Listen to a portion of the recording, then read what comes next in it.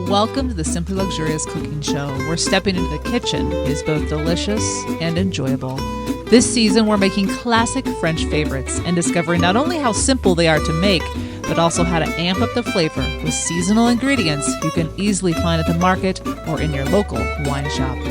And don't worry, I haven't forgotten about Britain and our shared love of tea and a good nibble. We'll be making an afternoon sweet treat to pair with your cuppa that is gluten-free. Join me as we play with the seasonal produce found at local farmers markets and welcome delicious and simple French fare into our lives and a bit of British as well.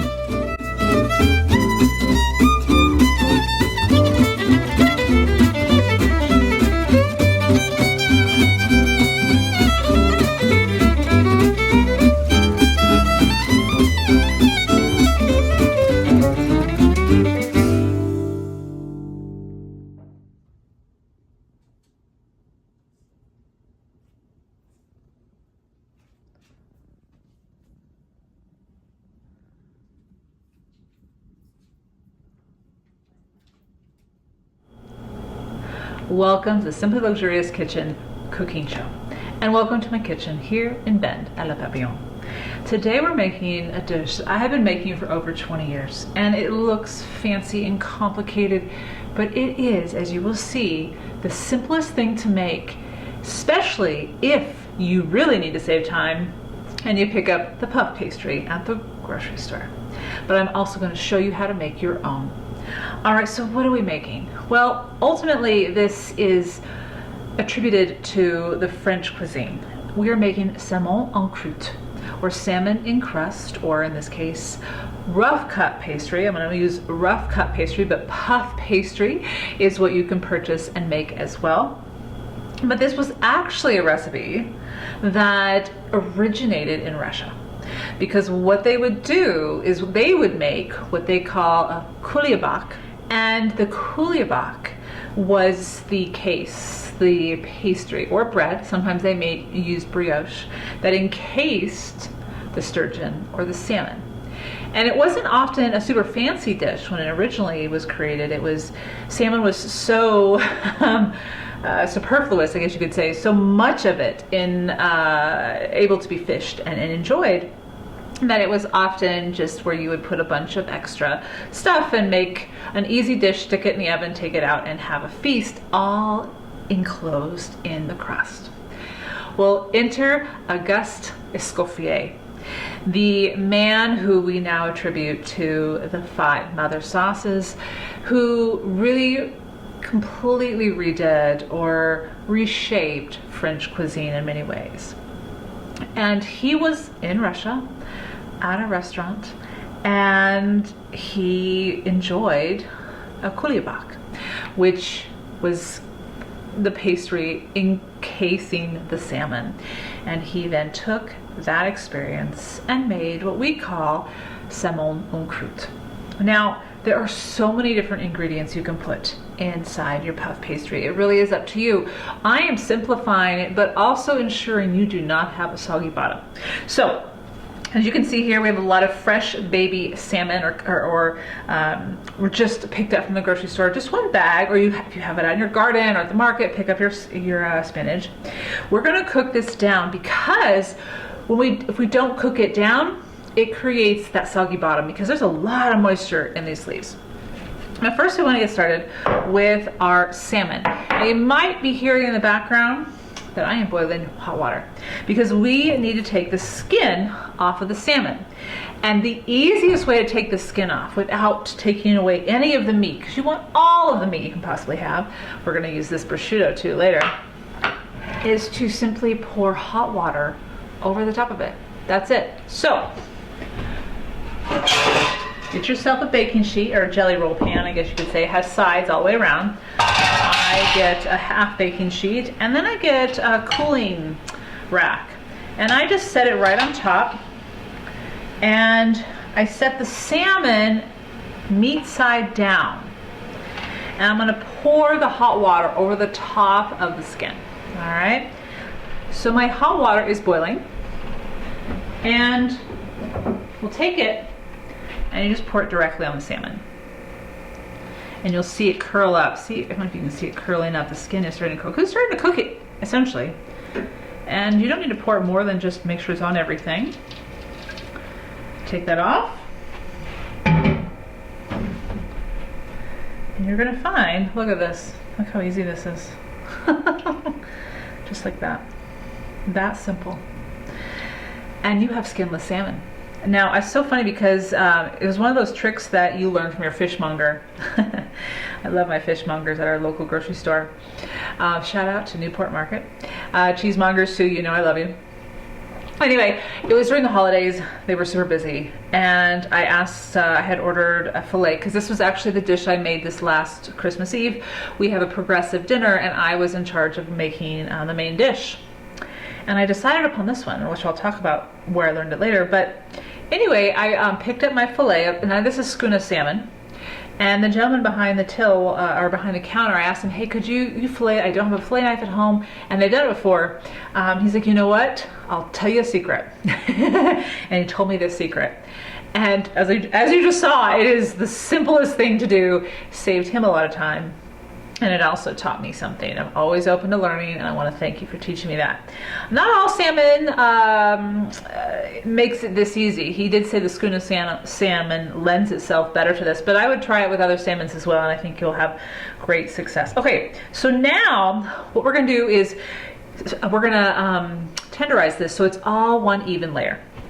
Now I'm going to put that on one half of the wax paper. Now we're going to tenderize this, not because it's not tender, it is, but we want it to be fairly even as far as thickness, so it all bakes at the same amount of in the same amount of time. Now this is something we did last year, actually 2 years ago. There are tenderizers that are flat and quite large in their size. And I'm still in the hunt for them. But if you don't have that, use a meat tenderizer.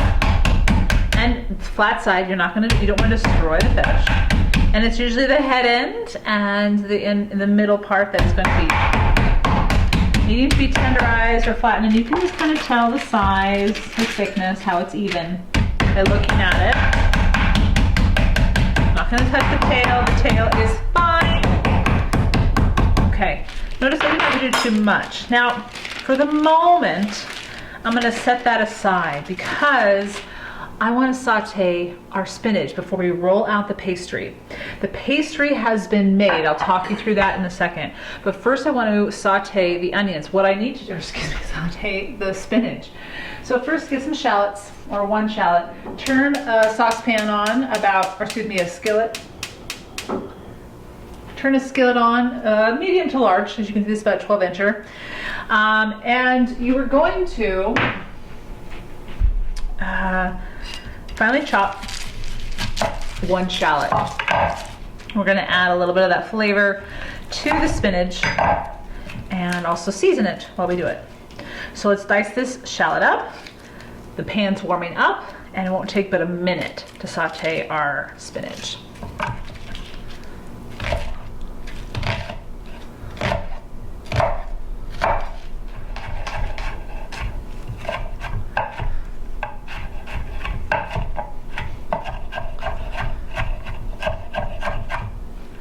All right, before I put the shallots in, I want to put about a tablespoon of butter in there, maybe 2, depending on how big your pan is. Let the butter melt, and then we'll put this in. All right, so I'm going to put the shallots in the pan. And they're shallots. They're not going to take that long to become coated in the butter. We don't want them to cook on their own. We want to put the spinach in there with it. So as soon as they start bubbling, we'll add the spinach. So as soon as the shallots are simply just coated with that butter, add your spinach. And this is about 5 ounces. Seems like a lot, I know, and you don't have to put everything in there if you don't want to, but this will cook down so quickly. And there will be half as many in the size. Medium heat.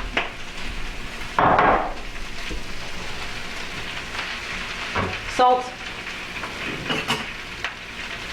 We have all these lovely flavor layers of food that we're going to put in this, and we want to make sure that that flavor of all of them is tasted. So don't be afraid to put your salt in. Okay, good salt. I'll show you mine that I buy and always have in stock in my pastry.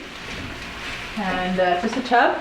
And as soon as this canister, whenever this canister is empty, I fill it right back up. And that's just reminds me to flavor my food.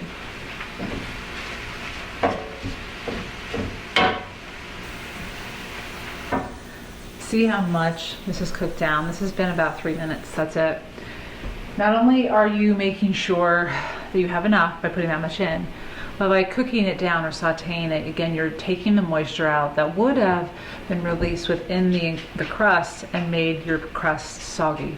So this adds flavor. This ensures you know exactly how much spinach you have in your dish, and it prevents the soggy bottom. So I'm going to continue to cook a little bit more on medium heat, just to make sure all the moisture is out. Even if I don't get it all out, I'll show you the trick that I use to make sure that I do. All right, so spinach is done. Norman is getting a drink of water, you may hear him. And what I do to make sure that all the moisture is out before I put it in the crust is I put a colander on top of a medium-sized mixing bowl to get it all out. Okay.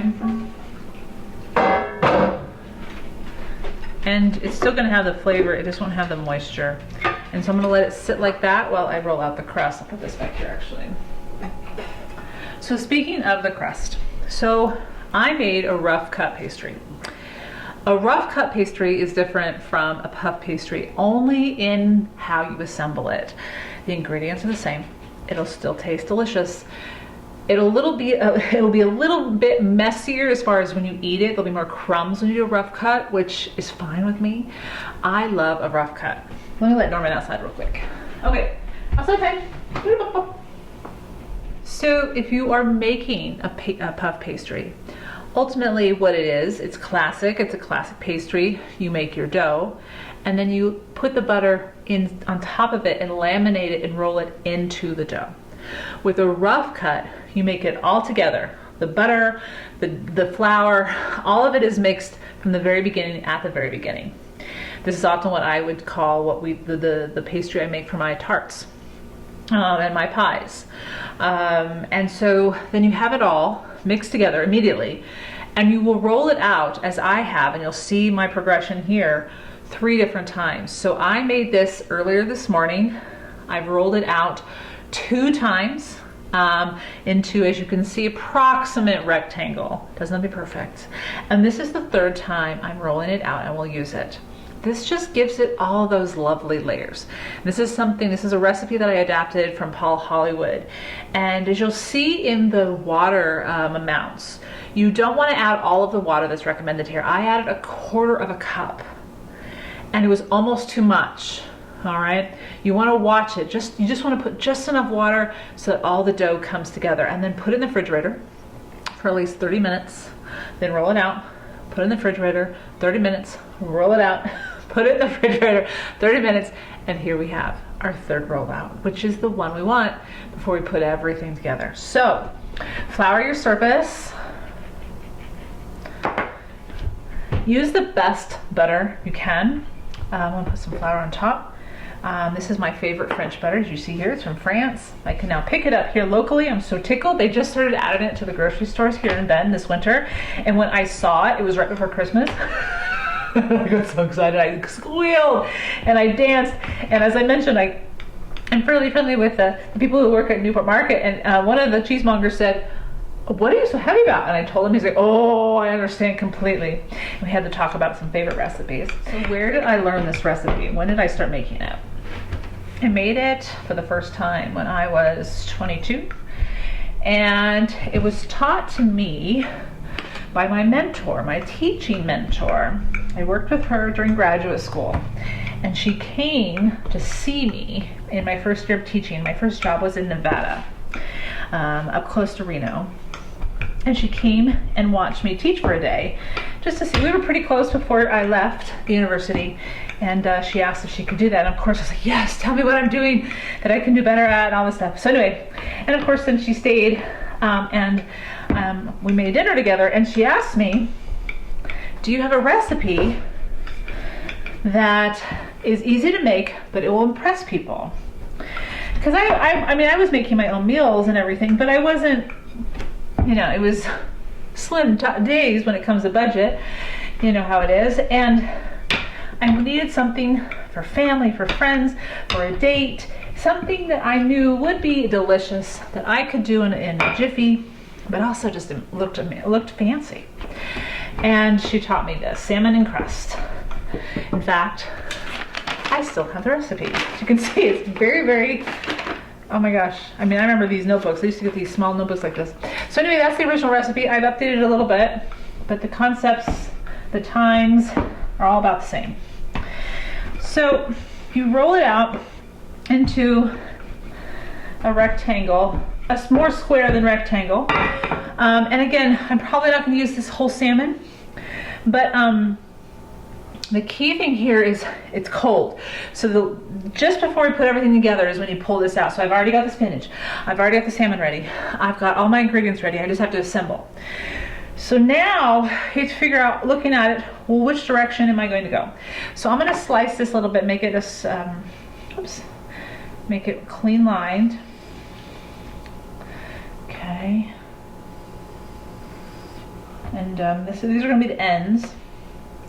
And taste your rough cup pastry. That's good. Yeah. It's unsalted butter, so it doesn't have a ton of flavor, but it's still butter. Oh God, so good. So I'm going to actually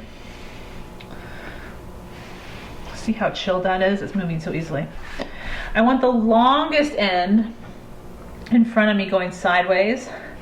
And I'm gonna just eyeball my salmon. I'm not putting it on there yet. Eyeball it. And I'm gonna make it similar all the way down and across, so that every piece would have the same amount of salmon. And then I can always cut and paste. Hi, Miss Bill. Come back in. See, it's warm out there. All right. So this is where the prosciutto comes in. The prosciutto is our extra layer that will prevent soggy bottom. So you want to leave about 1 inch all the way on either end, but not necessarily on the length, the long side. Okay, so do prosciutto all the way down. And I just pick up a packet of prosciutto, finely sliced. And if it is going to be longer, then cut it so you can use it somewhere else. It's okay if it overlaps. More prosciutto is good. Anyway, so I've been making this since I was 22, quite often actually. And love it, just love it. It's so simple. And I would always, just to be completely transparent, I would always buy my puff pastry at the store. I'd never made my puff pastry in my 20s. If though you have time, I highly recommend making it, because while the puff pastry is lovely, this rough cut pastry is just going to add a wow factor to your guests. I mean, it's just buttery deliciousness. It is a treat in and of itself. Okay. Hannah, she wants some prosciutto. So I'm gonna like that. You want just about 1/4 of an inch on the one side, because you're gonna when you roll it, you're going to roll it underneath and finish it underneath.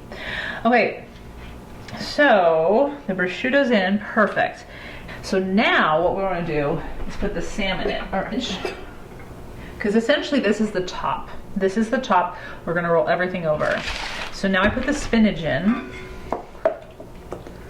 and I always like, see, there's still moisture there. I always like to press it through one more time, just to get in. I mean, really, just take it with your hands and squeeze before you put it on. Hey, Norm, how's the outside world doing? It's like just checking it out, just checking it out. Yeah, there's so much more juice, still some more juice in there. This is just gonna make sure, again, that you've gotten as much moisture out as you possibly can. It's not taking away the flavor. You can still see the butter is coming out, yay. So just roll that out evenly down the middle, just about 3 inches wide. Okay, about as the width of your salmon. But when I was gonna say, the skin that you pull off of your salmon, don't get rid of it. Your dogs will love it, your cats will love it. If they're puppies or a kitten within they're really young, they're not a year yet, wait. They can't necessarily digest that protein yet, but after that, oh my gosh, your pets are gonna love you. Okay, so this is going to go like this. So I want to put the tapenade, but first I want to season. I want to season with salt and pepper, white pepper, down the middle, all over, white pepper, and the white pepper, black pepper. No one's going to see it necessarily, but that's the reason you use a white pepper, as we talked about last season, is so that you see the fish, not the pepper. Now, it's up to you. I have a couple of different tapenades here. I have a green olive, tapenade, and I have a wild caper olive tapenade. I want olive, that's my preference. As you can see, I barely used this one. I did taste it, it's good. But I love this one. So, get a spoon. And you're going to spread this on all the way down. Now, so back to, I stopped making it in my late 30s, just because I was making so many other things, traveling to France and learning all sorts of things. But then, as I mentioned last year, I was responsible for the main course of our progressive holiday dinner for Christmas Eve in our neighborhood. And I said, ooh, the year before I had made a beef Wellington. It went over really well. And I was like, ah, man, I need something a little simpler. Can't do a repeat, no. What can I do that's special that won't take all day to make? And I thought, oh, that's right, I used to make this. So I made this for dinner, for Christmas Eve last year. All right, take it and flip it over. Now, this is where you, oh, I have space, right? So, season, season, season. Tapping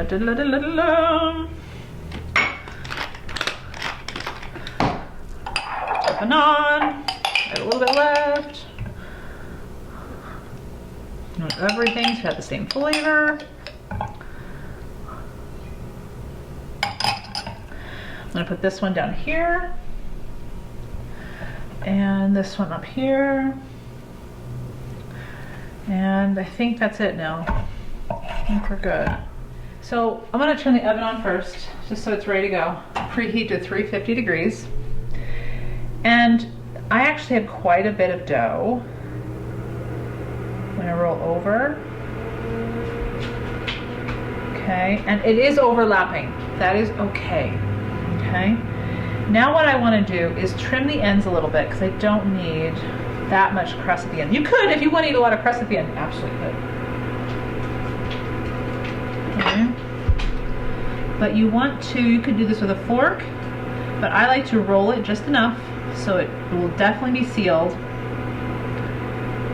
and pinch, because you don't want it breaking, and letting the good stuff come out, right, Nellie? She's like, I will eat it if it does. I will help you out. Oh, you're so kind. And then this one, I just want to pinch. And in fact, you can get your egg wash ready. Okay. And this will help you pinch it before you flip it. And you can also put the egg wash at the ends to make sure that that sticks. But definitely on the back, all the way down the spine, and pinch into the skin, or into the other pastry that's on top of it. So now if you have a large spatula, fish spatula, go ahead and grab that with your baking sheet lined with parchment, and we are going to, as carefully as possible, take it and then flip it over. Perfect. Now, it's not perfect, it's okay. We're going to do some design work here. This is a quarter sheet. Okay. I got it with my spatula, didn't I? Okay. So what I like to do is take a paring knife and ever so carefully just do diagonal crosses all the way across the back and then the opposite way. This will expand in the oven and they'll open up.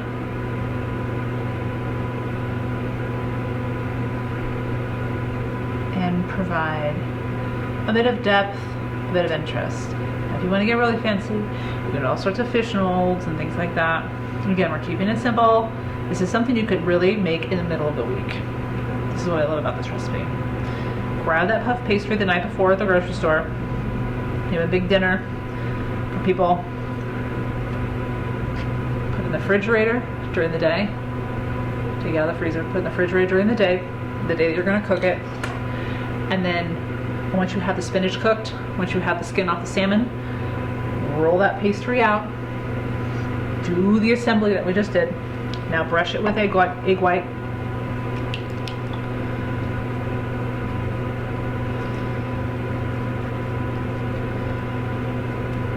And you are basically easy peasy done in 15 minutes, if that. If you have more time, make your rough cut pastry or your puff pastry, whatever you prefer. The taste will make a little difference, it really will. But you're not going to go wrong with buying it from the store. It's what it's there for. Food brings us together. It shouldn't keep us beholden to the kitchen space if we don't want to be there as long as the recipe would require. Okay, this is going in for 30 minutes.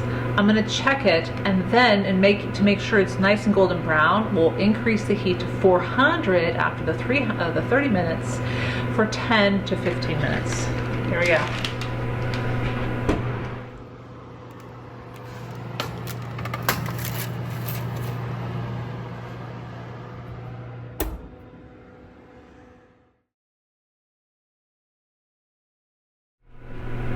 All right, so I've just turned the oven up to 400 degrees and it's not brown yet, so now it will start to really brown up.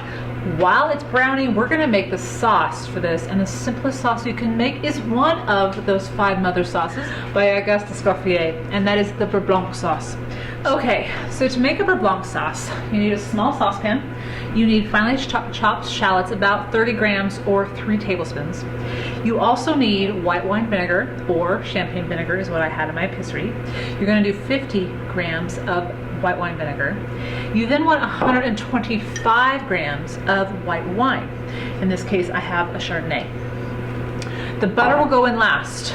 So we're gonna basically saute down the shallots in the wine and the wine vinegar, and then we add the butter. So let's put the shallots in. It's okay if it's a dry pan. You're gonna put liquid in it right now. Okay. 1, 2, 3. Basically, you're gonna cook this until it's almost evaporated. 1, 2, 3. Okay. Now turn it to medium heat. I'm on a really small burner, so it's going to be a little hotter. You can also add some fresh herbs here, as well as some dried spices such as black pepper. So I have some chives that I freshly cut up from the garden. I'm going to add those because that will pair really nicely with the fish.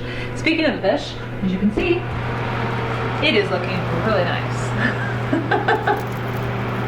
But not quite golden brown yet. All right, so we're gonna let that cook down. So we're on actually medium to medium high heat. Let this boil down, evaporate. So cook down to about 1/3, reducing 1/3 of what you have as far as liquid is concerned. So that's why you want it medium-high heat, reducing it down to about 2/3 of what you originally had. While you're waiting for that, you can keep extra herbs here because you might use that in your sauce to finish. Get your butter ready. And you again want about as much butter as you had of the shallots. Between that and the vinegar. I have made this a couple different ways. I usually just eyeball it. So it's usually 3, 3, and 3. 3 tablespoons of chopped shallots, 3 tablespoons of vinegar, and 3 tablespoons of butter. I have sometimes not even added the wine and just did the sauce with those 3 ingredients. Very simple to do that. But if you want more of that wine that you love and you want a more softer, velvetier taste, then add the wine you have. That really adds more flavor the flavor you want. Whereas vinegar is going to not be the flavor necessarily you want, but it will provide the acidity that you need for the sauce. So it's just a bit of a reduction practice here. And again, this is all going to be done right as you're about to bring out the main dish. And so it'll be warm and it will just be perfectly timed. Okay, it's about 2/3 reduced, if not a little bit more, almost half. I'm gonna put the butter in. 3 tablespoons. Unsalted butter. Okay. Reduce it to medium. And stir as you melt. What I love about having a high quality butter not only is the flavor, but it's usually really a lovely yellow. And so therefore you have this beautiful, lovely, buttery looking sauce. Sometimes if you don't have high quality butter, it looks a little more white. Anyway, maybe just a preference aesthetically for me, but obviously it's going to blend to the flavor most importantly.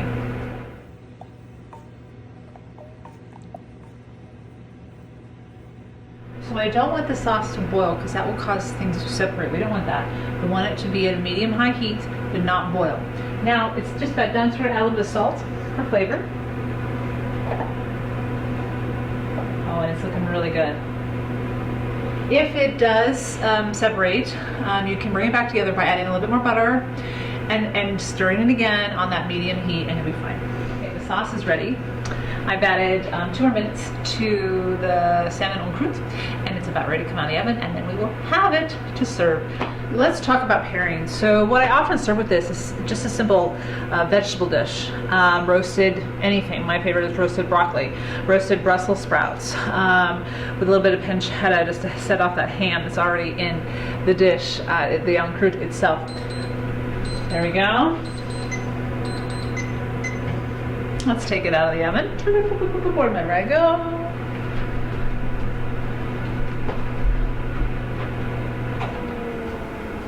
Here we go. Yeah, this looks perfect. Smell that now? Yeah. Look at that. Look at that. That's beautiful. That's what I want. Now it's going to be hot. So, beautiful. So take a look at this. What I like to do is, this is also why I have parchment paper, is that I will just use it to slide over to the serving dish. This kitchen smells very nice. Okay. All right, the doctor's saying, it is about dinner time, Mom. Yes, it is. Same level.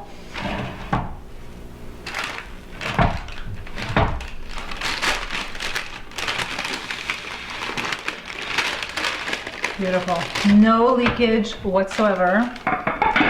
So the prosciutto did its job. Let's get the parchment off.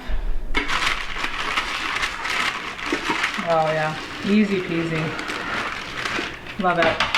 When I started adding the prosciutto, that was it. That was the secret. And I remember I was watching someone on British Bake Off, speaking of Paul Hollywood. It was one of the bakers. She was French. She actually ended up winning this particular competition because their job was, or their assignment was to make a Wellington of their choosing. So often the Wellington, we hear about beef Wellington. This is a salmon Wellington. Anyway, she wrapped her salmon in prosciutto, and I was like, that's what I'm missing. So I have her to thank for giving me that tip. And then by already cooking the spinach, you're getting rid of that moisture that would have been there when it was cooking and caused that soggy bottom. So those are the two things that will keep it from being soggy. I'm gonna get this out of the way, and we're gonna have a bite.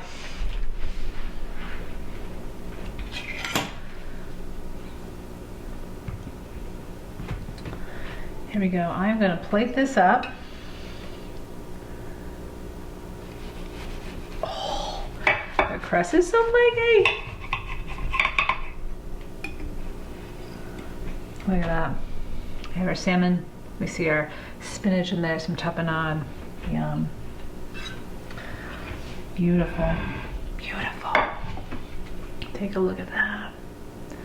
And that crust on the bottom is definitely still crispy.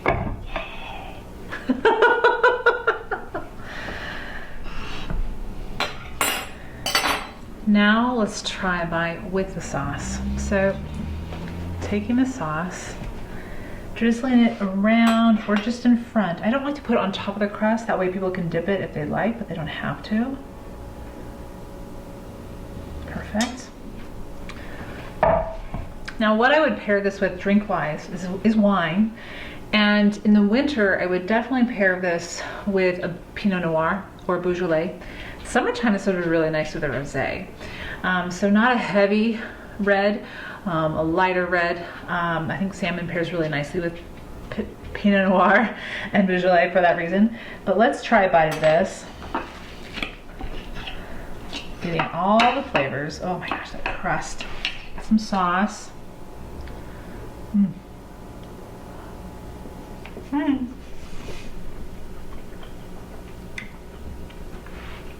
The salmon is beautifully cooked all the way through. So the thicker your salmon, it might take a little longer.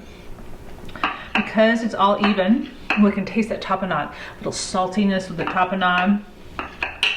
Get a bite of that salmon. Right, Eddie? Some sauce on there. Mm. And there's not too much crust. Sometimes the crust can be too thick, and so you have more crust than salmon. You always just want to have a skiff of dough. It turns into that flaky pastry. Oh my gosh, it's so good. I just love this. Mm. And the prosciutto is there. And just again, it's a little extra something. Like cured meat. Okay, so I'm gonna keep eating this. And I encourage you to keep this in your repertoire. Again, super simple, and it's a showstopper. You can obviously make this pastry as fancy or as simple as you want, but you really can have it done and ready to eat in 45 minutes to an hour and only do 15 minutes of work. So whether it's holiday time or whether it's simply you want a delicious meal to share with loved ones, but you don't have a lot of time or energy, this will definitely fit the bill. Salmon en croute. Enjoy your day, enjoy your food, and enjoy stepping into your kitchen.